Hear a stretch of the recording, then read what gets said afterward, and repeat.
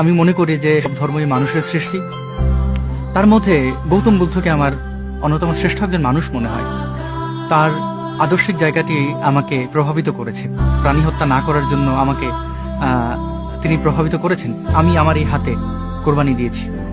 আমি আমার এই হাতে শালিক সহ অন্যান্য প্রাণীদের বাচ্চা বাসা থেকে এনে আমি লালন পালন করার চেষ্টা করেছি। আমি তখন মনে করতাম যে এটাই ভালো কাজ। আমি মনে করতাম প্রাণী হত্যা ঠিক আছে, কত মুরগি জবাই করেছি, কিন্তু আমার সেই কাজগুলো যে অমানবিক ছিল, সেটি যে আমার বিবেক বহির্ভূত কাজ ছিল, সেটি আমি এখন বুঝতে পারি। এবং গৌতম বুদ্ধকে আমি ধন্যবাদ দিই, এবং বুদ্ধ ধর্মাবলম্বীদের আমার ভালো লাগে যে তারা ধর্মের নামে পশু হত্যা করেন না। আমাদের বাংলাদেশে যেহেতু শিখ বা জৈন যারা রয়েছেন তাদের সংখ্যায় খুবই কম, এবং তাদের ধর্মীয় এরকম নিষেধাজ্ঞা রয়েছে, তাদের প্রতি আমার শ্রদ্ধা আছে। বা পৃথিবীতে এই যে 4000-এর অধিক ধর্ম রয়েছে, তাদের মধ্যে যারা এই প্রাণী হত্যাকে সমর্থন করেন না, তাদের প্রতি আমার শ্রদ্ধা ভালোবাসা রয়েছে।